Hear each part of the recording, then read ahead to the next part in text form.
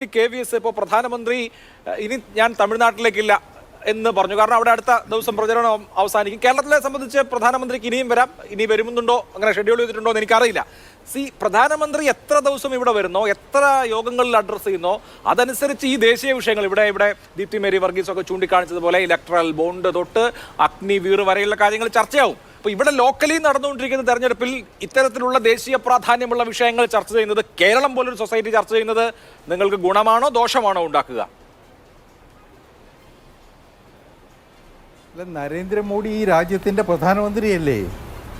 BJPയുടെ ഏറ്റവും സമുന്നതനായ പോപ്പുലർ ലീഡറാണ് അദ്ദേഹം. രാജ്യം മുഴുവനും യാത്ര ചെയ്യുന്നുണ്ട്.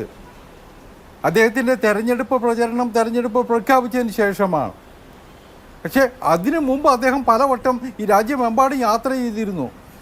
ഇതുപോലെ രാജ്യത്തിൻ്റെ എല്ലാ മേഖലകളിലും പോയിട്ടുള്ള ഒരു പ്രധാനമന്ത്രിയെക്കുറിച്ച് അഭിലാഷ് കണ്ടിട്ടുണ്ടോ, കേട്ടിട്ടുണ്ടോ? വടക്ക് കിഴക്കൻ സംസ്ഥാനങ്ങളിലേക്ക് പണ്ട് ആരും പോകാറില്ല. മോഡിയെ അദ്ദേഹത്തിൻ്റെ മന്ത്രിസഭയിലുള്ള സുഹൃത്തുക്കളോട് പറഞ്ഞത് എല്ലാ മാസവും 2 ദിവസമെങ്കിലും എല്ലാ മന്ത്രിമാരും വടക്ക് കിഴക്കൻ മേഖലയിൽ പോകണമെന്നാണ്. അവിടുത്തെ ജനങ്ങളുടെ ക്ഷേമം അന്വേഷിക്കണമെന്നാണ്. അവിടുത്തെ വികസന പ്രവർത്തനത്തിൻ്റെ ഗതിവിഗതികൾ പരിശോധിക്കണമെന്നാണ്. അല്ലാതെ തീർത്ഥാടനത്തിന് പോകാനല്ല, ടൂറിസത്തിന് പോകാനല്ല. അതാണ് മോഡിയുടെ വ്യത്യസ്തത. അതാണ് അദ്ദേഹം ഭരണത്തിൽ കൊണ്ടുവന്ന വ്യത്യസ്തത. രാജ്യം അദ്ദേഹത്തിൻ്റെ കാലഘട്ടത്തിൽ ഉണ്ടാക്കിയ മാറ്റങ്ങൾ നിങ്ങൾക്ക് കാണാതെ പോകാൻ പറ്റുമോ? ലോകത്തിലെ 5ാമത്തെ സാമ്പത്തിക ശക്തിയായിട്ട് ഇന്ത്യ മാറിയത് മോഡിയുടെ കീഴിലല്ലേ? ലോകത്തിലെ 3ാമത്തെ സാമ്പത്തിക ശക്തിയായിട്ട് ഇന്ത്യ കുതിക്കുന്ന ചിത്രം നമ്മൾ കാണുന്നില്ലേ? അത് മോഡിയുടെ കാലഘട്ടത്തിലല്ലേ? എല്ലാ മേഖലയിലും മാറ്റങ്ങൾ ഉണ്ടായിട്ടില്ലേ? എല്ലാ മേഖലയിലും മാറ്റം ഉണ്ടായിട്ടില്ലേ? നിങ്ങൾ ഇറങ്ങി പോകുമ്പോൾ കടക്കണിയിലായിരുന്നു രാജ്യം, കടക്കണിയിലായിരുന്നു. പണ്ട് നിങ്ങൾ നിങ്ങളുടെ കൂട്ടരും ഭരിക്കുമ്പോഴാ സ്വർണം കൊണ്ട് വിദേശത്ത് പണയം വെച്ചത്. നാണംകെട്ട ചരിത്രം വിശേഷിപ്പിക്കുക. നിങ്ങൾ പറഞ്ഞ കേൾക്കൂ. എത്രയായിരുന്നു നിങ്ങളുടെ പോകുന്ന സമയത്തെ നമ്മുടെ GDPയുടെ മൊത്തം GDP എത്രയായിരുന്നു? ഇന്ന് എത്രയാ? പരിശോധിക്കൂ നിങ്ങൾ. അതുകൊണ്ട് ഞങ്ങൾ രാജ്യ താല്പര്യം നോക്കിയേ തീരുമാനങ്ങൾ എടുത്തിട്ടുള്ളൂ, രാജ്യത്തിന് വേണ്ടിയേ തീരുമാനങ്ങൾ എടുത്തിട്ടുള്ളൂ. അതുകൊണ്ട് ഓരോ തീരുമാനം എടുക്കുമ്പോൾ അത് രാജ്യത്തിന് എത്രത്തോളം ഗുണകരമായിരുന്നു എന്ന് ചിന്തിച്ചിട്ടുണ്ട്.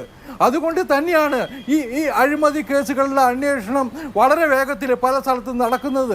പലരും ജയിലിലായിട്ടുണ്ട്. ഇപ്പൊ നടക്കുന്ന കാര്യം പറയുമ്പോൾ ഒരു വലിയ പ്രശ്നം ശ്രീ KVS, BJPയിലേക്ക് വരുന്ന ആളുകളുടെ എല്ലാ അഴിമതി ആ നിമിഷം മുതൽ ആവിയായി പോകും. BJPയെ എതിർത്ത് നിൽക്കുന്ന ആളുകളുടെ അഴിമതി മാത്രമേ അന്വേഷിക്കപ്പെടുകയുള്ളൂ. ഇപ്പോൾ ഇന്ത്യൻ എക്സ്പ്രസ് കഴിഞ്ഞ ദിവസം പുറത്തു കൊണ്ടുവന്ന ഒരു ഇൻവെസ്റ്റിഗേറ്റീവ് സ്റ്റോറി ഉണ്ടല്ലോ. രാജ്യത്ത് കഴിഞ്ഞ 10 വർഷത്തിനിടയ്ക്ക് 25 പ്രമുഖ രാഷ്ട്രീയക്കാർ BJPയിലേക്ക് മാറി കേസ് നേരിടുന്നവർ, പ്രമുഖർ, അവരുടെ 23 പേരുടെയും കേസ് ഇല്ലാതായി പോയതിനെ കുറിച്ച്. അഭിലാഷേ, ഞാൻ അതിലൊരു വ്യക്തത വരുത്താം. ഇപ്പൊ നിങ്ങളുടെ ആക്ഷേപമാണ് നിങ്ങൾ പറഞ്ഞത്. ഇന്ത്യൻ എക്സ്പ്രസിൽ വന്നു എന്ന് ഞാൻ ആ വാർത്ത കണ്ടില്ല. നിങ്ങൾ പറഞ്ഞു. അല്ല, വേണ്ട, നിങ്ങൾ വേണമെന്നല്ല. ഞാൻ അതിനൊരു മറുപടി എനിക്കുണ്ട്. നിങ്ങൾക്ക് അങ്ങനെയുള്ള ആക്ഷേപമുണ്ടെങ്കിൽ ഇവിടെ കാണുന്ന എല്ലാ വിഷയത്തിലും സുപ്രീം കോടതി പോകുന്ന പ്രതിപക്ഷ നേതാക്കന്മാരുണ്ടല്ലോ, അവർക്ക് വേണ്ടി സുപ്രീം കോടതിയിൽ വാദിക്കാൻ കോട്ടിട്ട് നിൽക്കുന്ന വക്കീലന്മാരുണ്ടല്ലോ. ഈ പ്രശ്നങ്ങൾ സുപ്രീം കോടതിയിൽ അവർ കൊണ്ടുവരട്ടെ.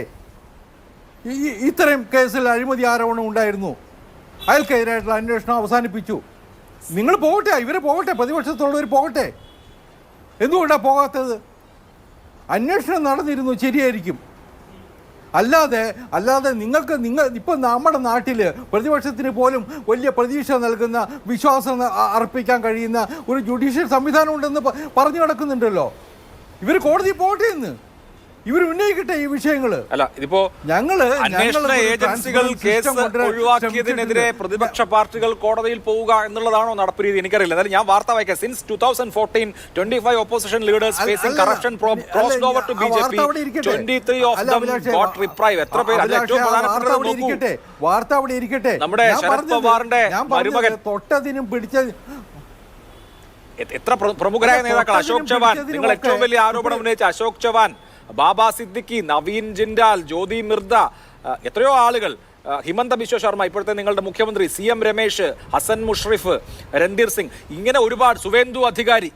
ഞാൻ പറഞ്ഞത് ലിസ്റ്റ് വലിയ നീളമുള്ള ലിസ്റ്റാണ്. അപ്പോൾ അഴിമതിക്കെതിരെ ഞങ്ങൾ ഭയങ്കരമായിട്ട് അന്വേഷണം നടത്തുന്നു എന്ന് പറയരുത്. BJP ചേരാത്ത ആളുകൾക്കെതിരെ അന്വേഷണം നടത്തുന്നു എന്ന് പറയുന്നതായിരിക്കും അതിന്റെ ശരിയായ ഒരു രീതി.